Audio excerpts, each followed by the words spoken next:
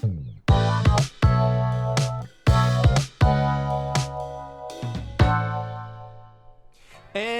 hello everybody, welcome back to the Refresh Point. My name is Ben, and as always, I'm joined by my constant co-host, Steve. Steve, how is it going? It's going good. We're hitting the dog days of summer, as they are called. It is very hot here in the state of Texas, so we're staying inside, and we're gonna play some Weiss Schwarz. Dog days are in fact not over. We're in the middle of it. We're in the thick of it. Yeah. Now's the time. We're in it. And it's time to finally catch up on some ambitious deck building. With Guilty Gear Strive, Slime, and Bunny Girl having some interesting commissions coming in hot. After you shuffle your decks, tap or cut heaven or hell, and we'll get right into the refresh point with some breaking news. We had some BSFs. We did. I put it here. We actually already talked about Italy last time, but there was also BSF Germany, where Avis from Weiss Tea Time got top 4. Ho ho ho. And just a bunch of stuff happened. Nice. So, this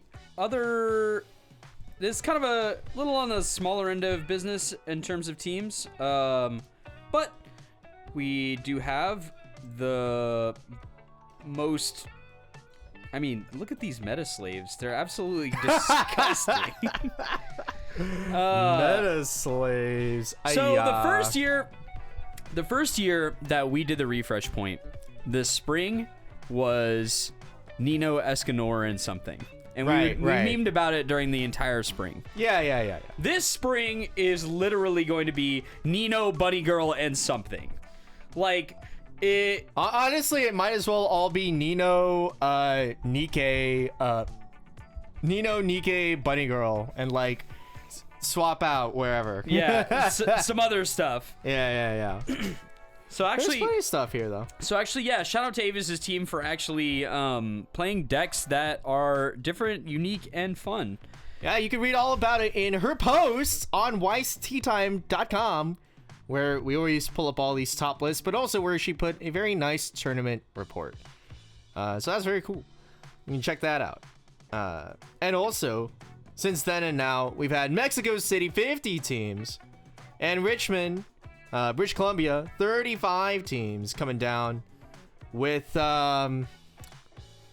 more understandable, very normal, wow, these are decks of all time. It's Nikke, it's Bunny Girl, it's 7 Deadly Sins. There's like a fun Oshinoko here. That's the memory build, if I recall correctly. Yeah, true. Ruby. Hey, Kakyoin Dio coming in top 8 that team in Mexico. That team is JoJo, Bang Dream which is Chutu and Layer. That's the 8 bar deck, and Aqua Ruby Memory. That's high. That's like that team is just ambitious deck building. The team, like the entire team. Yeah, true. Let's take a look at our boy Kakyoin and Dio over here. Holy. Is this the standby? It is. Yeah. It's standby into Dio with the still playing with that 2-1 package that kind of gets you the like on reverse memory thing. And then just like a bunch of random tools of like, haha, I hate you. You know, just like bombs and anti-early bombs and on reverse burning and on attack burning rather. Yeah, and at the very end of it all, Dio. Turns out we can have a board of reversed and empty if we get over on their board all the time. Yeah, and the thing about Dio is at the end of the game, if you're level 3 when this thing comes down, it's really challenging to stay alive. Yeah, I like the usage of the miraculous public telephone, which is an event that's very near and dear to my heart when I was like cooking with JoJo's, which is just a level 1 pay to refresh event counter. So is that from the base set? that's from part 5. Nice. Yeah, dude. Yeah, it's sick. Yeah, it's not even fair to. I don't know what to call it. Yeah, set 1 we'll call it. Yeah. The first of the JoJo's sets that came out, which was part 5, which came out before part 3 and also part 6. Right. In any case, it's like a refresh counter for cheap, but it's not a guy. So it doesn't do anything. Our trade-off is, instead of it being a counter that gives us power but costs 3, we just pay 2 and it's a counter and we get the refresh part. But hear me out. The Kakyoin, which bounces to hand and stands a guy, also on the climax play can clock to check for and add a 1 or higher. That's a 1 or higher. It sure is. Woo! Woo! All right. So yeah, pretty cool. Pretty fun stuff. Or basically just like stand by the 2/2 at 1, try to hit face. This funny thing is this 2/2 is actually hilarious. It's like hand on core the long way around, in that it on reverse you discard and put it into memory. And then at the beginning of the next draw step, you break it back out onto any position on stage. Yeah, which that is hand on core with a bunch of extra steps for some reason. That is in fact hand on core, but different. It's truly something. I'm also amused by the 2/1 that sends anything it can reverse to memory. Very. Yeah, dude. That's like an old standby-esque mechanic. No. Do you not remember the package? It comes out of a 2/1. Yeah. Yeah. And that 2/1 gives all of your characters 2k power during turn.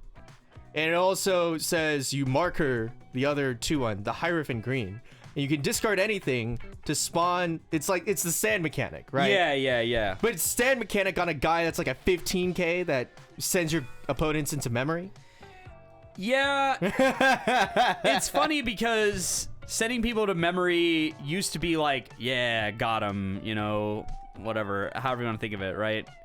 But now it's like half the time your opponent will be like, oh no, you got my guy to memory. So luckily that card has May built into it, so you don't actually punish yourself. So that's pretty positive. Oh yeah, for sure. A lot of this other stuff looks sort of familiar to the other JoJo builds. But yeah, really unique take, really interesting attempt at Dio. So it's fun times. Yeah. There's a Michiru here in the 7th slot. 8-bar Azure Lane Grisaya, I think, here on that same team. That's a funny team. That Grisaya list is the only Grisaya list that's even a little bit functional. It's gonna be Door Pants, which is the Sachi into the 3/2 Yumiko. This is Memory the deck. And then burn 1 or stock swap on attack. What a combination of effects. Yeah, so this is an OG deck from way back, and the goal is we want to spend all of our time feeding, and we need to get all the feedings into memory, plus we need to get all these other chicks into memory. God bless, this is a Michiru waifu deck, I think. Yeah, the Kazugis that go to memory, one of them has anti-heal, so that's kind of fun. Can be really powerful in the format. We've got a whole bunch of other cards that go to memory, which is kind of how we reach our apex compression point. And then we win with a combination of either stock swapping you, burning you for 1, icy tailing you, or perhaps Musashiing you. Kind of a fair Weiss deck at its core, where you just need to block a lot, and then you'll win. So yeah, if you block a lot, it works really well. If you don't block a lot, it's complete misery. So since they got top 8, I'm guessing they blocked a lot. So yeah, that's good. No, I love the original Icy Tail being played in a top 8 deck, and in what looks to be just like a waifu deck. of Michiru. Yeah. Mexico really had more of the fun stuff going on, truly. Yeah, it's certainly a deck of all time. Look at that thing. I didn't realize. That's funny. They made a support for the Icy Tail. That's a 2/1 that gives the Icy Tail combo plus 1 mill. So if you get 2 assists onto the board, you can mill plus 6. You can mill 6. Mill 6 Icy Tail. Yeah. Isn't that fun? It's sort of a mixed blessing. Yeah.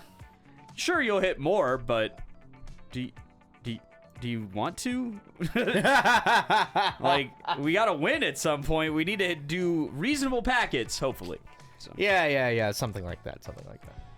But yeah. So I love reading a Mexico City report. There's always people playing the stuff that is just absolutely, completely degenerate.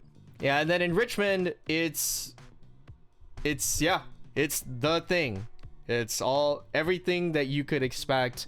The winning team has a Crow Pura Ruby deck, and that's like probably like the funniest thing besides the fact that a Bunny Girl player decided to play Pants Door instead of 8-Door. Whoa. Yeah,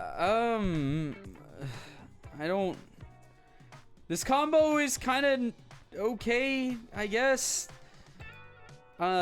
It's a knapsack kid, which is problematic because it's not a Mai. Which means it can't be picked up by my name, like the event or stuff like this. What it does is at the end of the attack, if you have 2 more guys, you can look at the top card of your deck, and if it's an event or character, you show it to your opponent, and then you add it in your hand, and then you send it to memory, and then at the next draw phase, it's got Time Machine. It comes back on the board. Very fun, but opening ourselves up to huge packets doing that in deck 1 in the early part of the game. So that feels insanely risky. So I'm not sure that that's how I would approach the game, but also a whole lot of the exact same things that we've seen a bunch of times before from a Bunny Girl deck. Pretty much the same memory cards. The only other outstanding cards that are kind of out here are we have 2 Climax Swappers from the waiting room. This person has been hurt before. They have 3 Climax Swappers, 2 from the waiting room and 1 from the deck. And they're not playing yellow, so there ain't no need to have this many yellow cards, but by God do they have them. So we have 3 of the hand to clock to check X for a card Uzuki. So this person has been hurt. That's a certain fact. They definitely have had problems getting to the My door. Because they now they literally have a level 1 combo swap into a more reliable Climax Getter, 2 Climax Getters from the waiting room, and now 3 check X's. That's a lot of Climax Assurance, we'll call it. But yeah, unifies the color scheme of the level 1 game, which is kind of handy in some ways. So that's nice. But overall, I've seen some attempts at other level 1 combos. I just don't know why you would. The level 1 door combo is so obscenely powerful for no good reason, and provides just an absolute deck warp speed. So it would take a lot to convince me that that is not the right way to approach it. But I have seen other approaches. Yeah. I mean, but what if Pants? Yeah, it's the same as But What If Book. There's a book combo that, if you want to like lean into the best possible scenarios for the deck, right? There's a book combo that when you front attack it, it bounces back to hand. And so, hypothetically, right, you don't mess with the deck, you just bounce back to hand over and over again, you stock charge unendingly, and you have this like Omega compression. But the downside, of course, is if you open 4 climaxes, you're going to lose 2 levels in deck 1. So that's not ideal. But as long as you presume you'll never draw badly, works great. Absolutely. And there was a Bushiroad strategy presentation. Yeah, and it led to cool stuff. There was set announcements. There's a JP ban list. Hazu got banned. Bang Dream got like a consistency piece hit with the Fumio stock swap. Eurocamp got a light tap. Japanese metagame. Anyways, ambitious deck building. We have an express commission, quote unquote, from Bromyos, who, for context, is going to BSF Hungary, where the list of what is not playable apparently includes everything that Bromyos owns except for Guilty Gear. So the question that he asks is, with 2/3 of tier 1 out of contention, how do I build Guilty Gear to beat Albuda and Nikkei? For context, Quint set 1 and 2 are illegal, but the movie set and the premium booster are illegal. And then like SDS is illegal, and so is some other things that aren't exactly top of meta. All right, so he's got Guilty Gear, and yeah, he's just asking us to try to figure out what he should play with Guilty Gear. I love an ambitious deck build. And step 1, just a quick light tap. You know, really did some contract work, paying two Americans to make a Guilty Gear list. Whenever there's a European player that I hear has been playing Guilty Gear Strive for a very long time, almost since release, since before release. Actually, I heard that she had like previews of the cards and had like a deck building blog leading up to the Guilty Gear Strive release. And has been iterating on a deck for a while. Yeah, I mean, just once or twice, right? Yeah. For fun. She's only played it a little bit. Yeah. Anyways, jokes aside, Avis at YC time, literally, as we mentioned at the top of the hour, has a tournament report on how her Guilty Gear list did. And on first kind of like examination, what's really funny is that you sent us this message right as I was considering my own deck for Rosemont, and I wanted to not play Review Starlight. Crazy, I know. This guy's the betrayer. Look at this guy. He stopped playing Review for 5 seconds. He doesn't want to play it anymore. Anyways, I've literally been repping it to various tournaments for a full year, and 6 months, like a full year and 5 months actually, because I played it last year in Springfest, and then into fall, and then like at some other tournaments as well, and at locals. For the most part, I was just playing Review anyway, so I just wanted to play something different for a little bit. Yeah, I'm gonna be honest. If you think Ben's a Review trader, you just don't know the podcast very well, or Ben very well, for that matter. Like, that's just. Another set that I love is Guilty Gear Strive. Podcast listeners with some amount of memory will remember that I took one of the initial Eno builds that Avis was cooking to New York. New York teams. It must have been. Had to have been 2 years ago now. Yeah. So and did well, if I recall correctly. No, I did not. Oh, I thought you personally did pretty well. Oh, I personally did all right. Team did not do well, but sometimes unlucky. But yeah, I mean, Eno is an archetype that will always have a lot of legs, in that you basically stop thinking about having to have the door in your hand after level 2.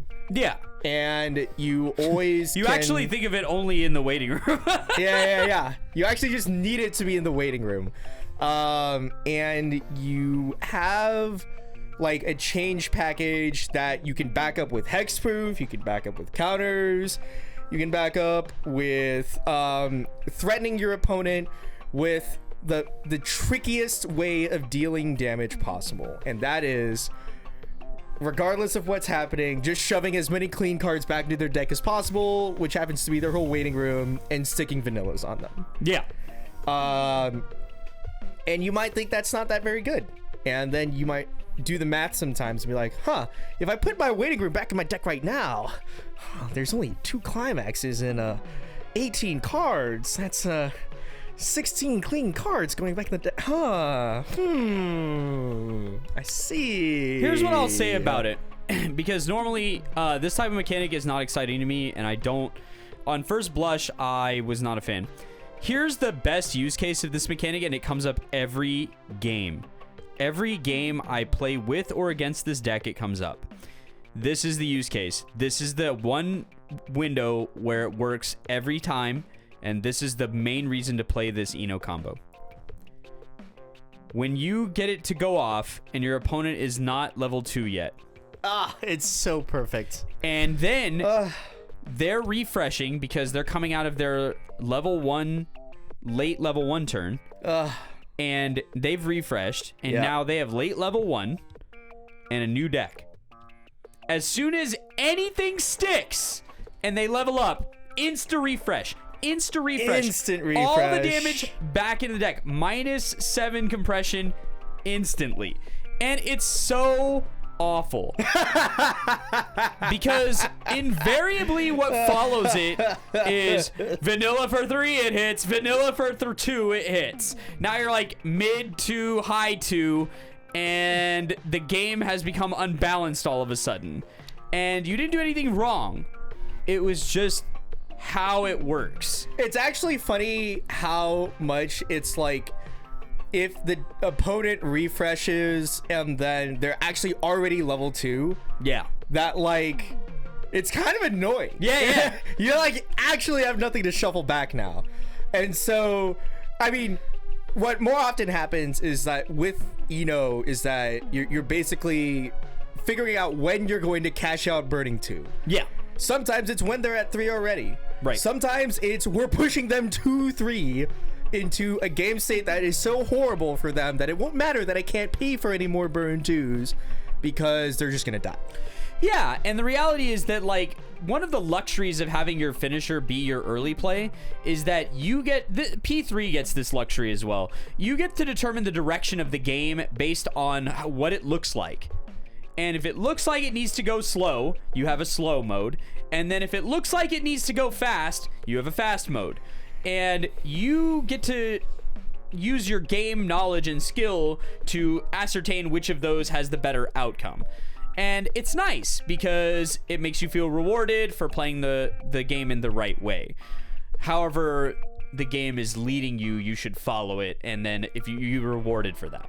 Yeah, and the latest iteration that I was playing, and I'll probably be playing to Rosemont, is what Avis brought to the BSF Germany, BSF Italy.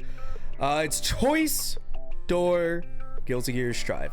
Okay, it's Nagoriyuki, and it's Eno, and it's Operation Tornado to back up our horrible, horrific, terrifyingly slow deck speed.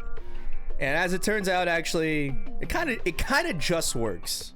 TM, where you're just like, all right, you know, kind of manage whatever the decks say we have to start. It's like a standard.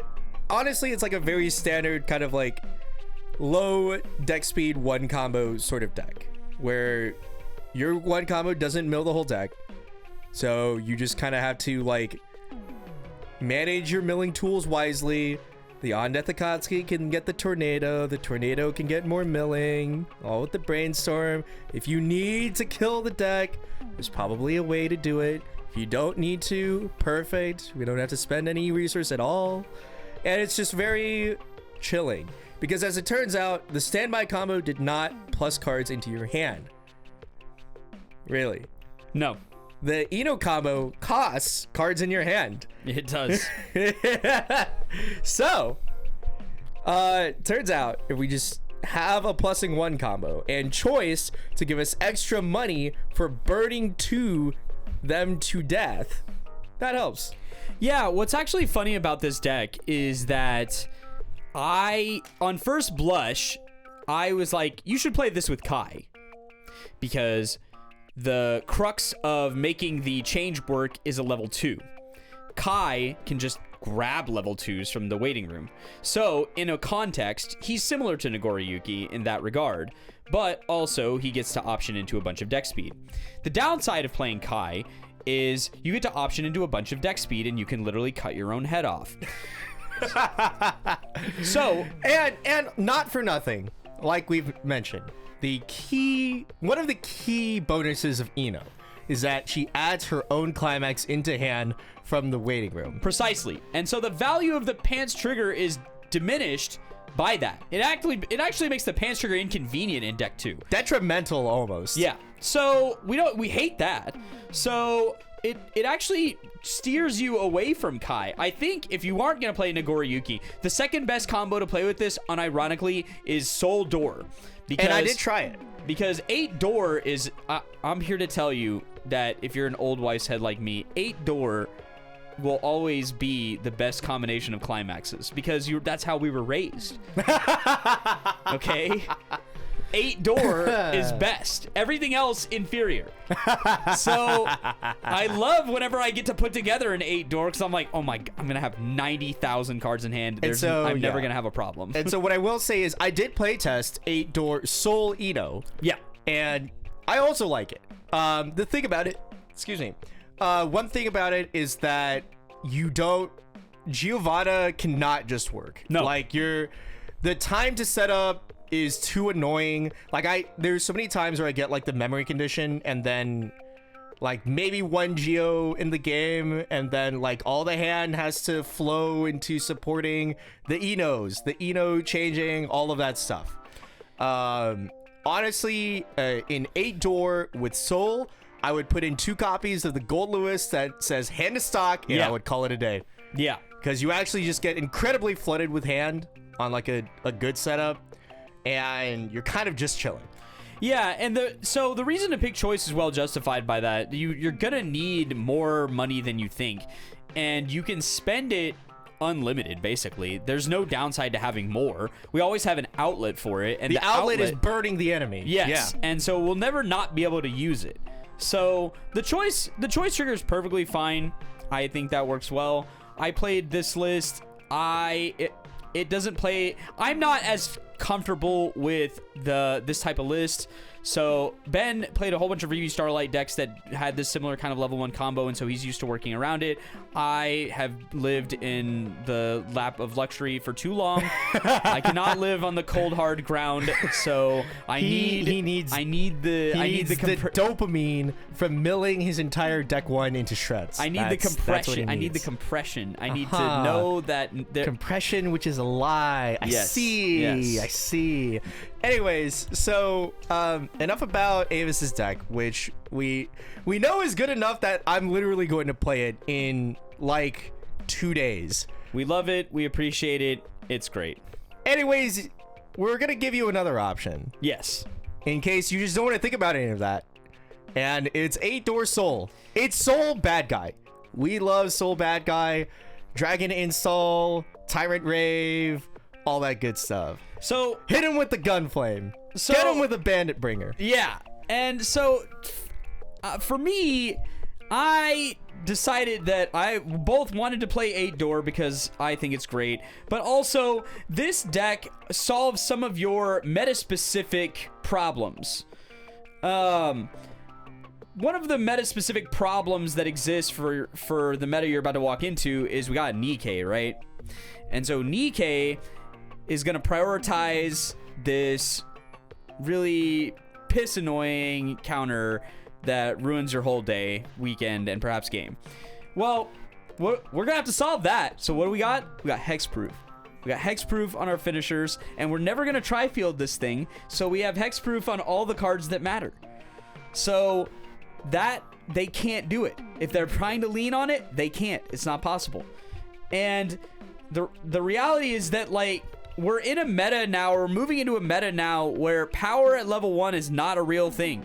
If you're 7k, you're probably over. Like, defensive power in a post-Kishibe world is kind of gone. And not many people are playing Spy. Yeah. I think Spy is kind of low right now. And so now in Hungary, where so many sets are illegal, it's possible that Spy, stocks go up. Yeah. But even so.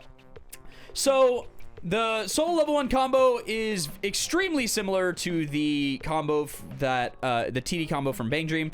On reverse, we pitch a card and then search 2. We love this because, one, it lets us shed exterior unplayables and climaxes, but also it compresses our post-attack deck. And compressing our post-attack deck leads to future blocks, which leads to better damage leads, which leads to wins. So we love that for ourselves. We have just enough memory cards to get by. After the initial build, we discovered that the memory is too low. So we added some more memory cards to make it work. We have 2 different ways to enable the climax getting, one early and one late, because the late soul also has some off finishing that can really just be the chef's kiss, no notes winner against an opponent it's in a dangerous climax position. Turns out, if we get to top clock you from the deck twice, we're not going to need that many other packets if you're already at level 3.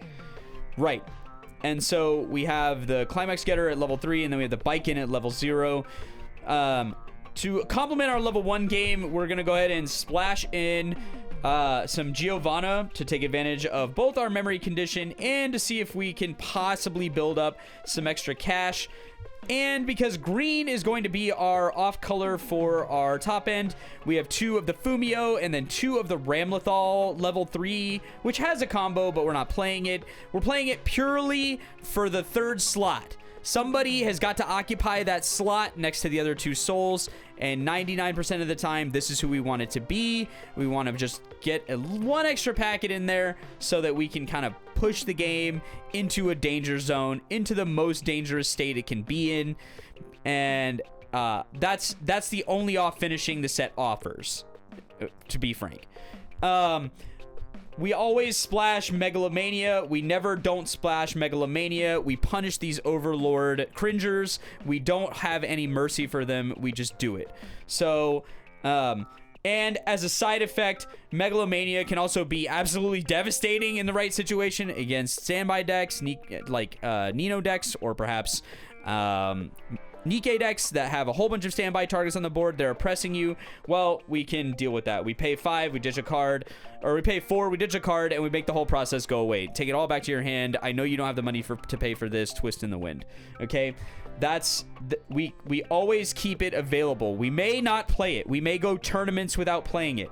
But we always keep outs available in our deck when they don't cost us anything. And this card's red. So the worst thing... If you want to tech in a different card, there's also an Anji level 0 that's pay when ditch when bounce. Yeah. There are other tech cards. This is the card I chose. The rest of this, really standard stuff. The level 0 game for Guilty Gear is actually quite strong. You have access to a whole bunch of flexible mechanics. Not the best power. So probably not going to do a whole lot of reversing. It's tough out there.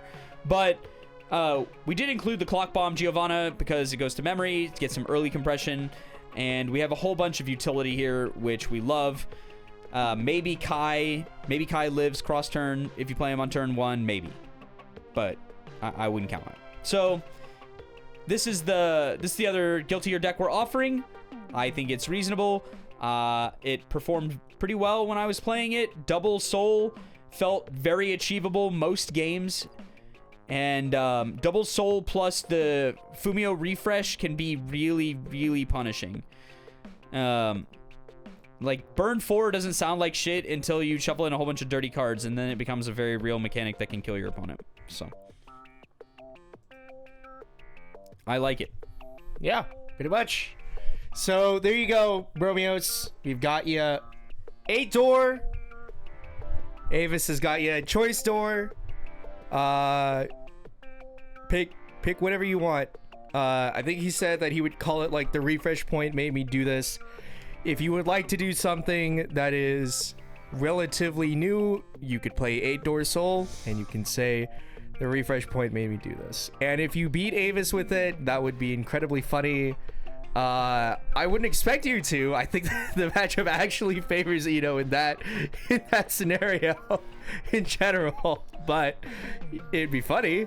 So yeah, because I actually rep the Eno list in general. Go Avis. Sorry. If that mirror actually happens, I'm rooting for Eno. I'm like, I love Eno. That deck's funny. Daru Ino is my FGC inspirational goat. That guy's been repping Ino long before any of us have ever taken a look. And so, yeah, Ino, Soul, whoever. I think you got good options. Actually, the real answer is if you don't own 2 copies of Bridget, maybe you do just play Soul. I find that 2 copies of Bridget refresh counter is pretty good in the Eno list. And that card is also like $100+. So that's insane. If you don't have 2 copies of Bridget, then maybe you just play Soul. Yeah, true. All right. So there's that. Good luck to you, buddy. Good luck, Bromyos. Have fun with that. Other commissions. Jon messaged in. He asked if we could build 8 standby Buddy Girl Senpai. Yeah, so if you're not familiar with the Bunny Girl Senpai set, there are only 2 standby combos in the whole set. So, we've got that taken out for us. We are clear to go on what combos we're playing. Huh, I didn't realize, but also fair enough. We have the level 1 combo from set 1, which is pretty, power crept, we'll call it. Yep. But, we're gonna run it. And then that combo is an on reverse salvage on a 5500 that cannot side attack, so we're gonna need to find some power somewhere. But 55 might be too small even for the current meta. Like Fern isn't reversed by that. So yeah, Fern's like a base 6k, no? Yeah. So is Nagoriyuki, weirdly enough, and Soul in most board states. So, well, the Nagoriyuki, you could also, you're playing it with Ino, you're just like, ah ha ha, I have counters, I'm an 8k, ha ha ha ha. Yeah, so we're gonna need something to power this thing up. Our level 3 combo is embarrassingly worse somehow. I didn't There think... used to not be a combo, right? Yes, this is from set 3. Yeah. This is... when I read this combo, I want you to understand that this was printed alongside the My Baccarat. Like, these combos share a set. They're in the same card pool. Yeah, this is a fine card. All right, here's our combo. This is the combo portion of it. If the standby is in the climax area of 1500 to all, that's the combo part. Yep. This other part you get no matter what. Yeah. Encore step. If this card is in the center stage, and your opponent is either all empty or all reverse, you can pay 2 to burn 2.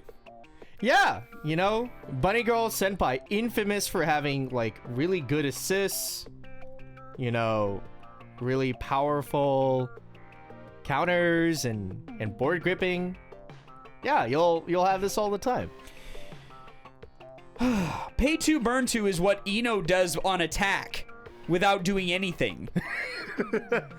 So but she needs the climax. Nunaga doesn't need the climax to do the burn 2. She just needs the whole board to be gone. Right. So how are we gonna win?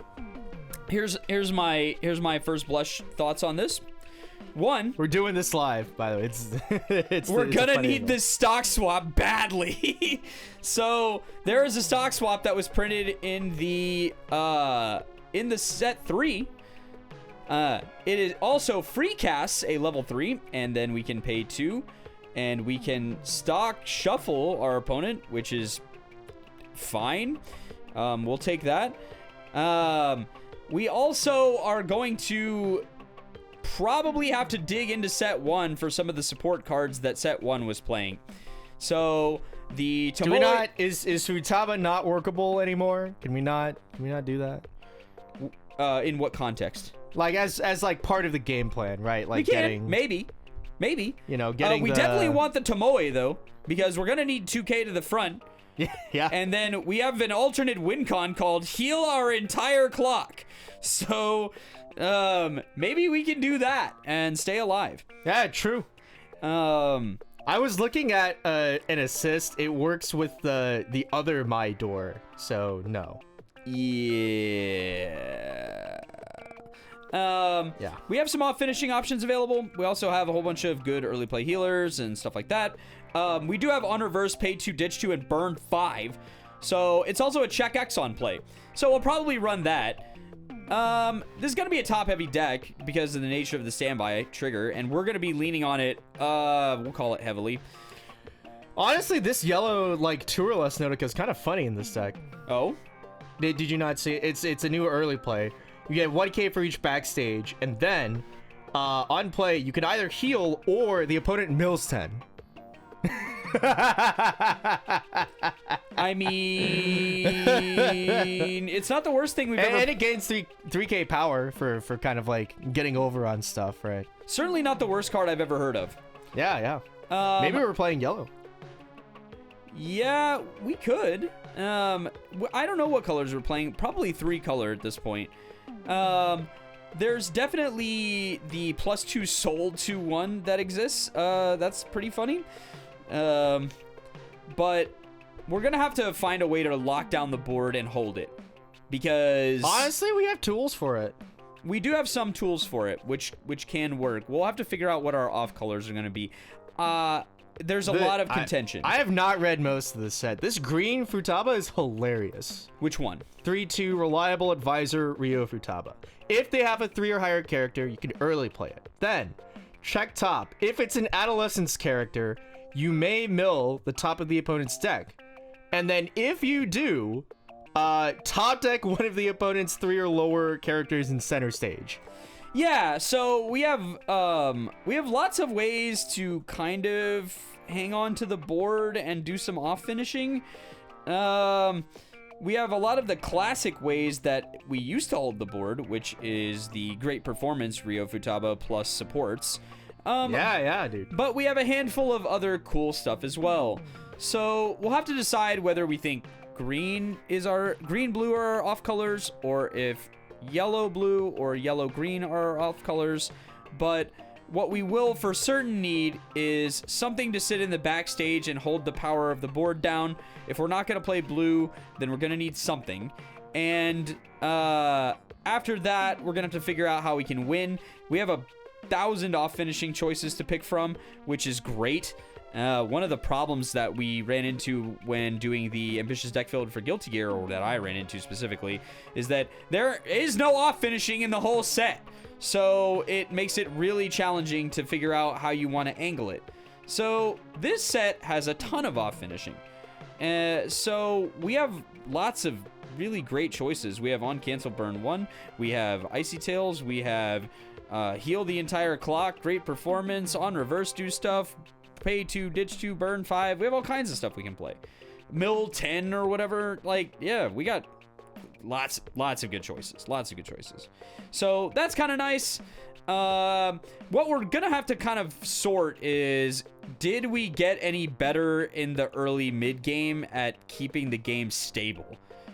Yeah, big if true. I don't know. So I know that the classic, like, backline support that kind of went with this deck when it was old, you know, standby used to be a big part of the old build of this deck. They didn't have 8 of it, but they ran 4 of it, and it was kind of a standby deck. So a lot of what held down the board back in the day was there was a 2/1 1,000 to all support that had hexproof, that you could level swap with. That card was pretty solid. So you could hold down the board with that. But I don't know if we've improved that situation at all or not. We definitely have a whole bunch of other supports out there to play, but a lot of them are my focused, so they don't work right, or they're door focused, so they don't work right. So that'll be kind of the deal, is figuring out how to configure this thing. The Kaide 2/2 does seem like our newest mid-game candidate.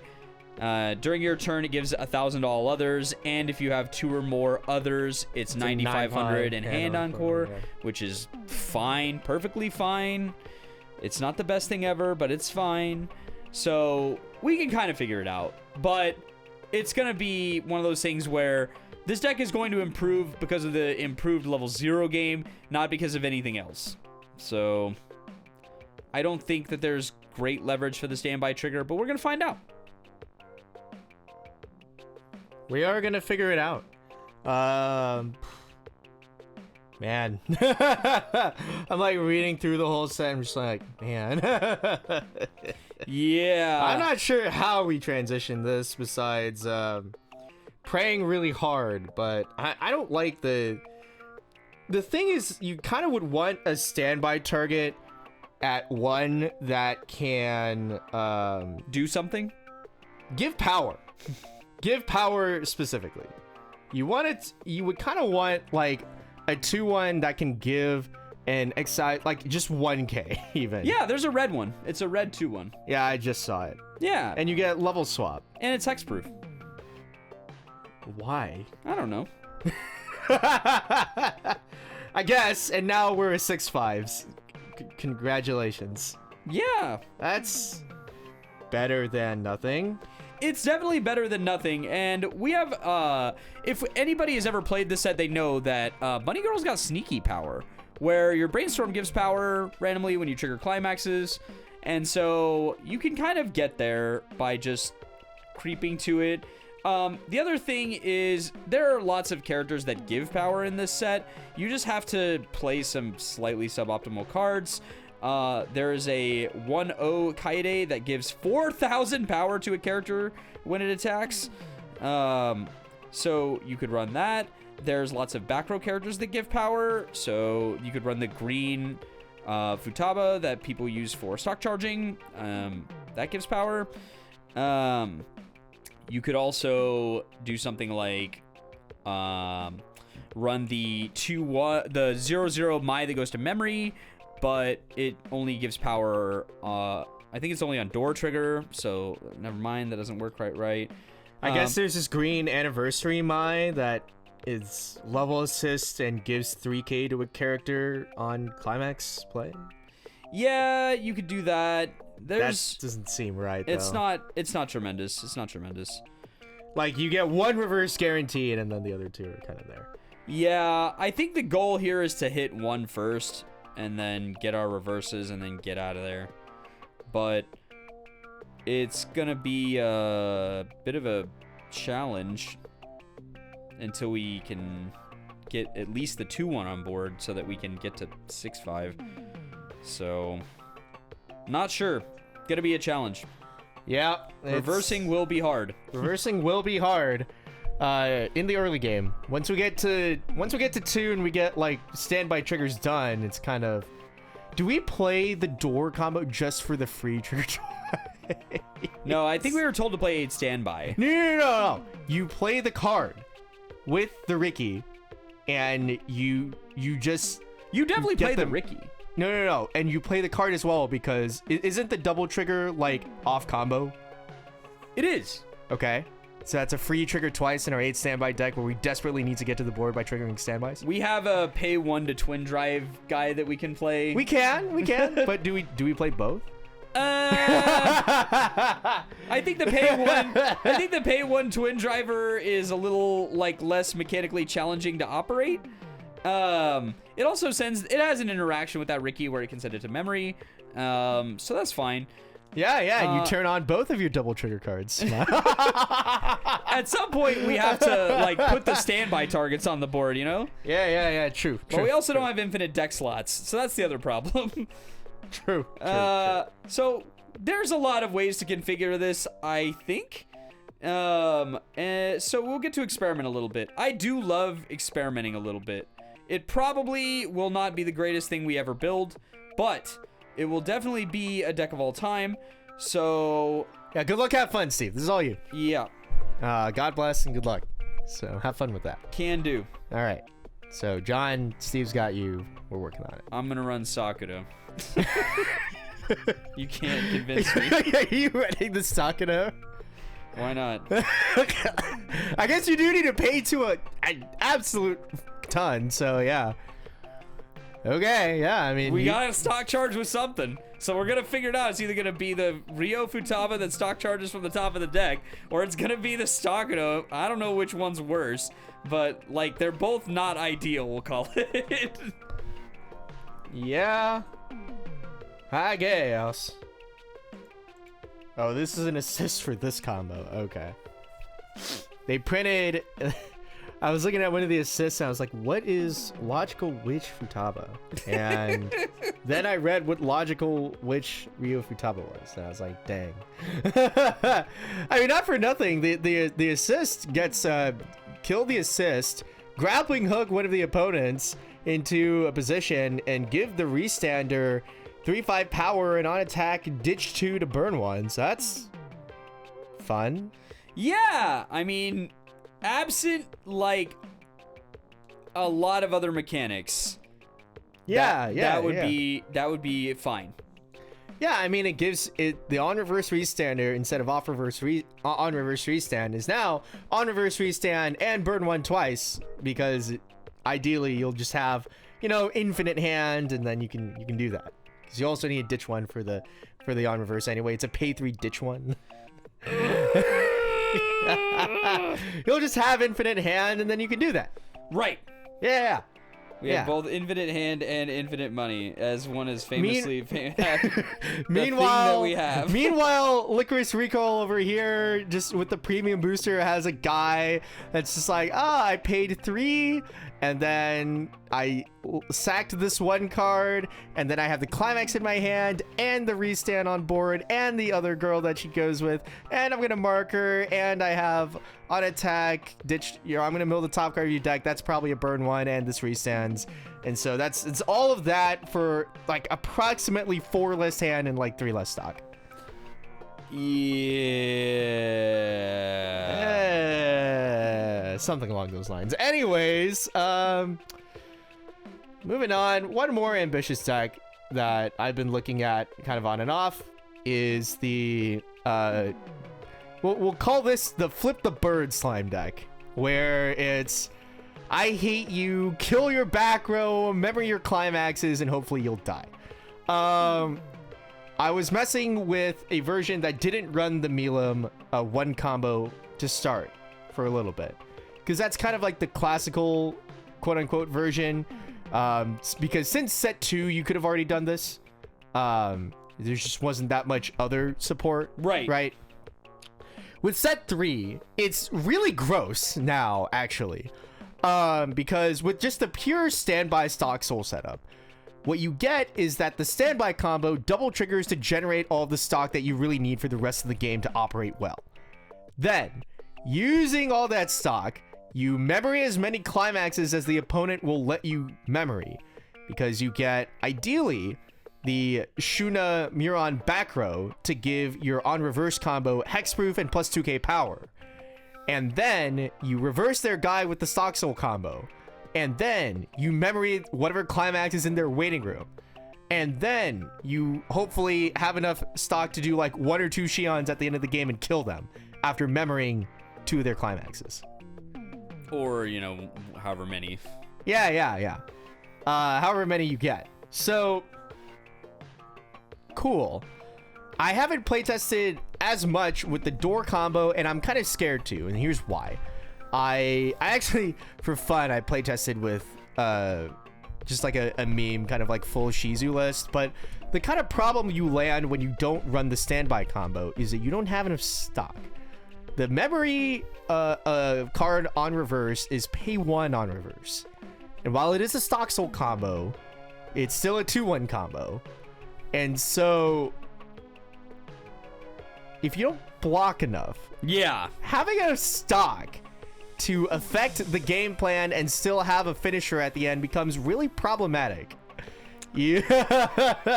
Yeah, paying 2 in the mid game for nebulous value is one of those things that's hard to do from behind. Like, very hard to do. And so with this deck, I mean, not for nothing, is like you don't have to pay if you whiff. Right. For example, so it's like if they just don't have climaxes in the waiting room, and they took all the damage, then, you know, all's well that ends well, I guess. Yeah, you're just chilling. But, you know, it's kind of like, okay, if it's only like one available, like if you can only reverse one thing and like get one climax, you're like, okay, I memoried one of their climaxes. Is that enough decomp? Like, did we make it? You know, like, can we get more? What may be kind of useful, and I don't know if Slime has this available in the set, but what may be kind of useful is some sort of forced mill of your opponent's deck. That way you can try and suss out some of the climaxes and then remove them.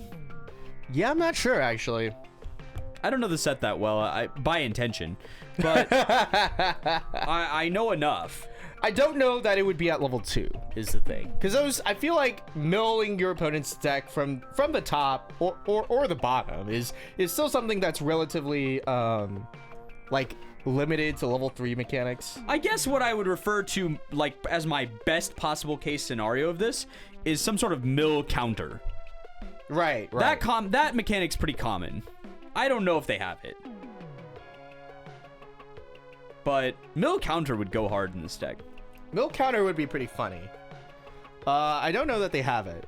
Actually, it'd be kind of funny if they had like the mill. It's like the CSM one is like mill you or them 3 cards. Yeah, if they have that, then I don't know. I don't think that they have that. There's no way. But it would be funny. There's just no way. Right? No. Can't be. Not at level 2. Not at level anything. Probably not. But mill counter has been printed at level 1 before, so I don't know if they have it. But yeah, you can mill yourself. You can actually do it for free. There's a 1/5 backup that's just mill 3 for 1/0. That's fun. So that's funny. We can mill ourselves for cards. That's cool. But yeah, not the opponent, I don't think. So kind of annoying. Yeah.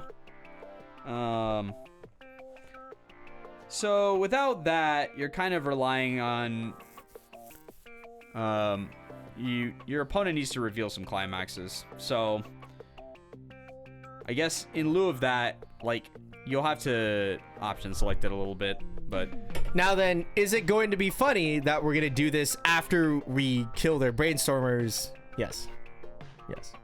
Good old Milam. Nothing beats that. But the problem here will generally just be stock. Especially if you're gonna play Milam. I don't know that you actually play the Shuna back row, because you're not gonna cheat it, right? You're not gonna cheat it with the standby, and you're not going to like, the stock is gonna be the problematic thing here in general, right? So yeah, the other problem we're gonna run into is we need reverse, right, for our 2/1. Yeah, true. I guess if they run their whole board into us, then that becomes problematic. And we killed like one of their outlets for getting cards anyway, so like that might be more. You might have to be a little judicious with the grappling hook if your opponent looks like they've figured out what you want to do, and keep them from doing it. But and I guess playing the Milam combo does get you hand, which will help us grappling hook them, since it's a ditch, it's a sack ditch grappling hook, not a stock costed one. So right, you're talking about Milam door. Yeah. Right, of course, because we're trolling. Yeah. Okay. Screw them. I hate them. Right. Yes. I mean, if they don't, all right. Here's the thing. If they don't fight for the board, you just don't do anything. Like, you just heal or whatever. Like, keep the game stable. Yeah, there's nothing saying that we can't crack out the memory one of their things later. Right, and the other thing is that, like, this deck can just run potions, right? Is there anything stopping you? No? Yeah. I mean, we could use some more money. Yeah. It just, you don't get to, I guess you don't as often would get to the, like the Shuna back row as well. Yeah, I think the Shuna back row is one of those things that you run, but you don't count on. Yeah, in a Milam version for sure. Like, your back row is like the brainstorm, and then the potions probably 80% of the time, and then the Shuna the 20% of the time, or your opponent's playing standby or some shit. Yeah, something that you really need the power on. Yeah, something like awful. The Shizu still gets power on play. Right. It's still on average going to be swinging at like 8.5, 9k, something like that. So yeah, without this, you do have the downside of the lack of power from the stock soul trigger, but There's a number of cards that you could slot in if you thought it was problematic. And I don't know that it will be. So a lot of times if you hit 2 first, you'll be contending with their level 1 board. And so who cares? Like, there's no way a level 2 loses to a level 1 most of the time, I would say. Yeah, for sure. So yeah, we'll cook. We'll cook a little bit. And I'll finish cooking that. Oh my god, it gets power equal to the number of guys you have on board? Yeah. That's what I was saying. Not even other? Just guys? Yeah. All right, sick. Yeah, we love power. It's great. All right, never mind. I don't think you need power. This probably doesn't fail most of the time. Yeah, true. It's not... I mean, even with Nikkei... They're going to have to slam backups if they want to beat you. Yeah, true. But I don't want them to slam back up, Steve. I want them to die and then lose their climax. Well, kind of the upside there is that, like, if you didn't blow them all up, there's like a back row guy probably you can grab that'll get the job done. Yeah, true. So we'll see. I don't know. I don't want to play against this shit. This sounds awful. Yeah, Standby is going to be the kryptonite for this deck because they're going to put some like high-costed back row cards you can't blow up, and then like they're going to over-bully you on the board with power, and you're just going to be like, fuck this game. This game sucks. Yeah, true. So we need like some kind of anti-standby mechanic. Where's the downgrade? That's what we actually need. I think, you know what though, to be honest, like... Even just like this standby version of this. Yeah. Surely this is good enough, right? I would think so. Like, you know, I don't know that many people are repping it, but like, this has to be good enough to like play to a tournament, right? We get on the board, we have hexproof guys, we get enough stock, we memory 2 of their climaxes, and then we double Xion. Like, that... has to be good enough, right? The only thing that might be not good enough is like figuring out how you're going to keep your hand up early in the game without any level 1 combo. It's clocking herself repeatedly. Yeah. You want a red deck in Weiss? Yeah. This is kind of that. Like, you know, we're going to play 6 Ricky. We're going to play the 3500 Chaser too. Why not? Like, as many 0+s as we can get. And then, you know, we're going to slam that standby. Get as much stock as we can muster. Get that 2-1 on the board. Memory as many climaxes as we can. Honestly, and the second we hit 3, it's cash out on Xion and pray to every god. Honestly, this deck sounds AIDS as hell. But... I like it better with the Milim. The Milim removes all hope. Like the but how do you pay for it? I guess potions copium, but like the Milim 1-0 is the most hope removing card in the game. Where it's just like, you're not gonna have a board. None of it. The board will have to be constructed from scratch. And if I manage to draw a second door, you're gonna have to do it twice. So and really you want to loop it, right? It's like, you know, you have an extra brainstorm in hand, shame on me, but like if I kill your brainstorm twice, then like how many brainstorms you got, bro? Yeah. Or how many times can you sculpt and like still like be able to play the game afterwards? Yeah, right? No, I love the idea of the Milim with it. It's just, and like the off finishing from Slime is just, I mean, just the best off finishing in Weiss Schwarz, so. It's good enough. We've already determined that it's good enough to win games. I definitely stand this, and also I hate this. I hate this set so much. It's just, I know it's incomprehensible. Look, it's both the best. Both the best and worst part about Slime is the finishing, in that it's not especially amazing, right? Like the best part about Slime was never going to be the finishing, but it's definitely good enough that you can be like, no climax finisher? Whatever. We'll just try for it. And like, here's the thing. We'll just try for it. It's good enough. Here's the thing. You can still play Benimaru. Yeah. There's nothing saying you can't do it. No, nothing. Yeah. And it's just like, the bonder for the stupid ass Milim, yeah. So dude. Like, we got blue. Yeah, we got blue. Perfect. We love. We got all the colors of the blue. rainbow. Of course we have yellow. Yeah. Of course we have red. Why wouldn't we? Yeah. They're different cards. Not the same cards, but good enough cards. Yeah, dude. Yeah. So, like, yeah. And plus the bonder for the Milim, like, that's a level up target. It's a clock target. Get the potions on board. Yeah, no, I think that Milim is right. Yeah, Milim stock soul sounds awful. This sounds absolutely awful. Like, surely that's just good enough for a tournament, though, right? Like, Even if it's not good enough for a tournament, it's good enough to make everyone in your local hate you. True. And if that's not what card games are about, then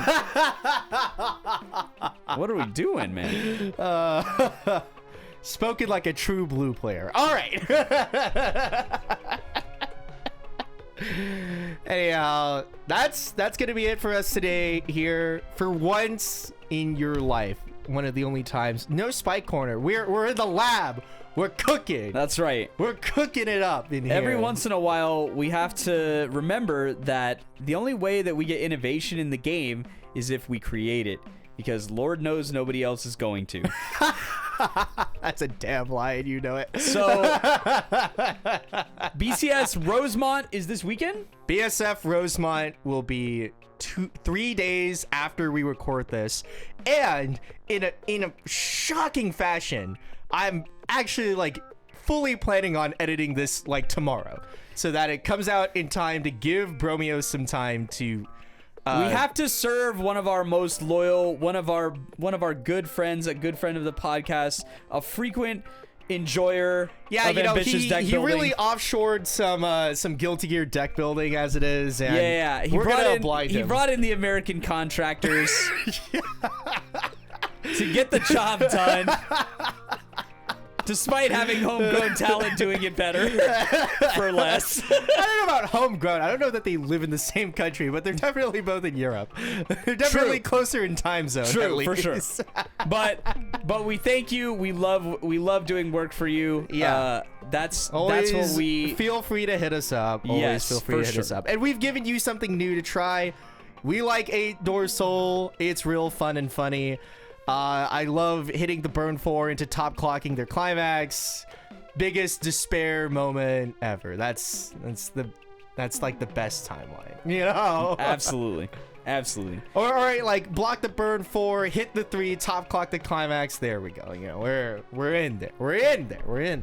So yes, good luck to everybody going to BSF Rosemont and to all the other events going on this weekend. This or next or whenever we can. I will not be there, but I will be there in spirit, cheering you on. So yeah, I'm there to go eat Italian beefs, play like 4 rounds, and go home. If we make top 8, that would be deeply. If we get top 4, immensely funny. I've been both really in and out of Weiss at the same time. Yeah. And not for nothing, I'm picking up a deck list that I haven't grinded immensely. Yep. I played the concept before, but like haven't played, Giga games on all this the list. matchups. Yeah. So like it'll be interesting to see. But that's what Summerfest is about. It's not about necessarily sweating to the absolute maximum. Sometimes it's just picking up a set and a deck that you think is reasonable and you like and is also super dangerous, and then running it into some unsuspecting people, perhaps people that have never seen it before, and then laughing. Yeah. Like I had it at New York, and I bet you it'll still happen at Chicago. Just the amount of times that I was just like, all right, I take these 2 guys, and they're like, wait, how did you play them? I was like, they don't need color requirement. They're like, oh, okay. All right, I take these 2 guys, put them in the waiting room, and then I get the Eno to the board. They're like, okay. And I'm like, and then I get the door. They're like, what? You get the door? And I was like, yes, I get the door. Like, okay. And then this 0 gives them hexproof. They're like, huh. And then they look at their waiting room. It's like really clean. I'm like, and then I shuffle your waiting room back into their deck. And they're like, huh. I see. Yeah. Some poor lad at New York did try to anti-change the Eno.